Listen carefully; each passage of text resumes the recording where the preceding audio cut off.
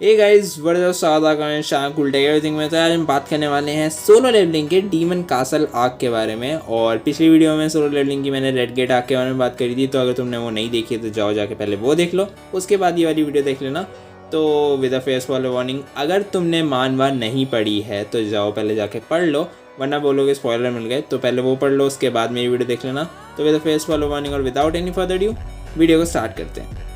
Demon castle arc start होता है जिनवू के साथ, और जिनवू अब और ज़्यादा पावरफुल हो गया है पहले से, क्योंकि हमने देखा था रेड कासल आर्क के बाद उसको और ज़्यादा पावर्स मिली थी और ज़्यादा लेवल अप्स मिले थे, तो वो और ज़्यादा पावरफुल हो गया है। तो वो डिसाइड करता है कि वो अपनी डीमन कासल की जो की है वो यूज़ करेगा और उसके 100 फ्लोर्स कंप्लीट करेगा। खैर जिनवू जैसे ही अंदर जाता है उसको 10,000 सोल्स कलेक्ट करने का एक टारगेट मिलता है, जो कि उसको गेम ही देती है।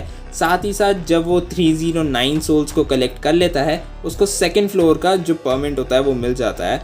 अब इसी के साथ एक इम्पॉर्टेंट इन्फो कि जिनवू को जितने भी फ्लोर्स आगे चढ़ने हैं उनका परमिट उसको तभी मिल पाएगा जब वो उस फ्लोर के जो कंसेक्यूटिव फ्लोर है उनके बॉसेस को हरा देगा, तभी उसको नेक्स्ट का परमिट मिल पाएगा। जिनवू ऐसे ही धीरे धीरे आगे बढ़ रहा होता है, धीरे धीरे आगे बढ़ते बढ़ते उसको परमिट्स मिल रहे होते हैं, लेकिन उसको एक काफ़ी अनोइंग चीज़ लगती है कि उसको बार बार बॉसेस तक पहुंचने में दिक्कत हो रही है, क्योंकि बॉसेस काफ़ी अंदर साइड छुपे होते हैं। और ऑब्वियसली ऐसे करते करते वो 50th फ्लोर पे पहुंच जाता है, जहां पर उसको मिलता है एवरेशियस वल्कन नाम का एक बॉस, जो कि बहुत ज़्यादा मोटा सा होता है। तो उस पर वो इतना ध्यान नहीं देता, वो उसके सारे सोल्जर्स को अपनी आर्मी से पेल देता है और वो कहता है कि ये तो मेरा क्या ही उखाड़ लेगा, ये तो हिल भी नहीं पाएगा, ये इतना मोटा है। खैर जैसा कि लोग कहते हैं कि डोंट जज a book by its cover, तो ऑब्वियसली जैसे ही वो वल्कन जिनवू की आर्मी पे अटैक करता है वो अपने एक ही स्लाइस में जिनवू की पूरी आर्मी को, लगभग पूरी आर्मी को डिस्ट्रॉय कर देता है। जिसके बाद जिनवू बहुत ज़्यादा गुस्से में आ जाता है और वो सोचता है कि ये कैसे ही कर सकता है, ये तो इतना मोटा है डूड, लिटरली। वल्कन से लड़ते हुए जिनवू पक्का उसकी फैट शेमिंग कर रहा होता है। खैर वल्कन आगे और ज़्यादा फास्टर और ज़्यादा पावरफुल हो जाता है, क्योंकि वो एक स्किल यूज़ करता है रैथ। तो जिनवू बुलाता है आयरन को उसकी शील्ड के लिए, ताकि वो उस रैथ से बच सके। और रैथ एक स्किल होती है जो कि आयरन के भी पास है, लेकिन आयरन की स्किल जो होती है वो टेकन ओवर हो जाती है, क्योंकि वल्कन की स्किल थोड़ी ज़्यादा अपराइट है, मतलब थोड़ी और ज़्यादा पावरफुल है। तो ऑब्वियसली इसके बाद हम देखते हैं जिनवू यूज़ करता है डोमिनेटर्स टच, और ये यूज़ करते करते उसको वल्कन की जो कमज़ोरी होती है वो पता लग जाती है। खैर वल्कन की वीकनेस उसका हेड होता है, तो जिनवू उसकी जो मूवमेंट होती है उसको लिमिट करता है, एक टूटी हुई बिल्डिंग में उसको लेकर जाता है। जिनवू उससे ऊपर चढ़ता है और सीधा उसको हाफ में कट कर देता है। उसको डिफीट करते ही जिनवू को मिलती है डीमन मोनार्क की इयररिंग्स, ऑर्ब ऑफ एवरेज जो कि मैजिक को एनहांस करता है, और साथ ही साथ सबसे इम्पॉर्टेंट चीज़ वर्ल्ड ट्रीज फ्रैगमेंट, जो कि उन 3 चीज़ों में से एक है जो जिनवू को चाहिए होली वाटर ऑफ लाइफ बनाने के लिए। और होली वाटर ऑफ लाइफ किसी को भी क्योर कर देता है, ऐसा बोला जा रहा है।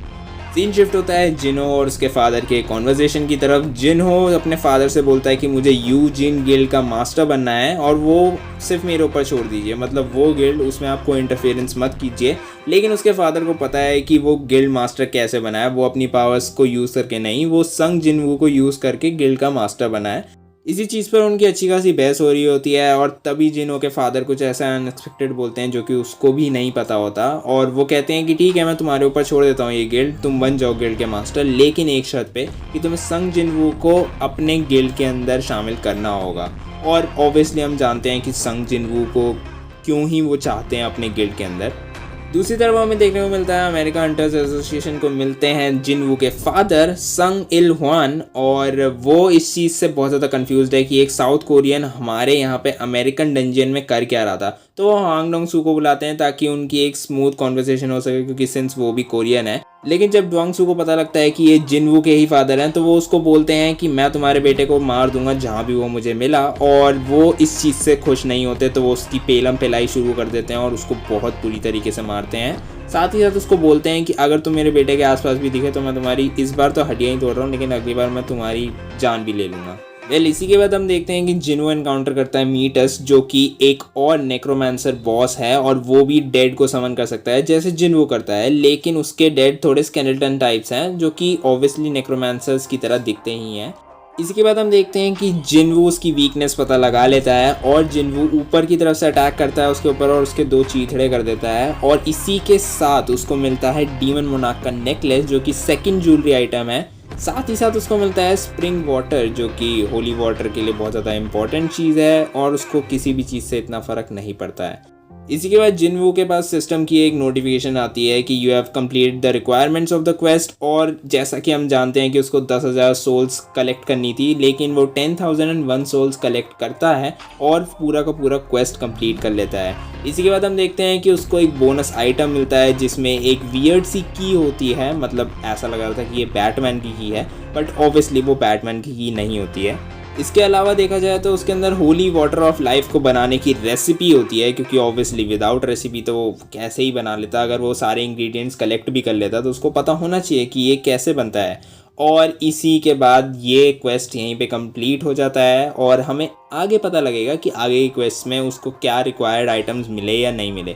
खैर वो इसके बाद अपनी मॉम के पास जाता है और उनको प्रॉमिस करता है कि वो सारे आइटम्स को कलेक्ट करेगा और उन्हें जल्दी से जल्दी क्योर करने की कोशिश करेगा, जितनी जल्दी हो सकती है। With that being said, video को यहीं पे रैप अप करेंगे। सोलो लेवलिंग का डीमन कैसल आर्क यहीं पे ख़त्म हो जाता है। पहले अगर तुम लोग जानते हो कि वो की किस चीज़ के लिए थी जो कि जिनवू को लास्ट क्वेस्ट में मिलती है, तो मुझे ज़रूर बता देना कमेंट सेक्शन में। और वीडियो अच्छी लगे तो प्लीज़ लाइक कर देना, चैनल को सब्सक्राइब करे बिना कहीं मत जाना, और सब्सक्राइब के साथ साथ बेल नोटिफिकेशन भी दबा देना ताकि नेक्स्ट वीडियो की नोटिफिकेशन तुम्हें मिल जाए और ऑब्वियसली तुम मिस ना कर पाओ।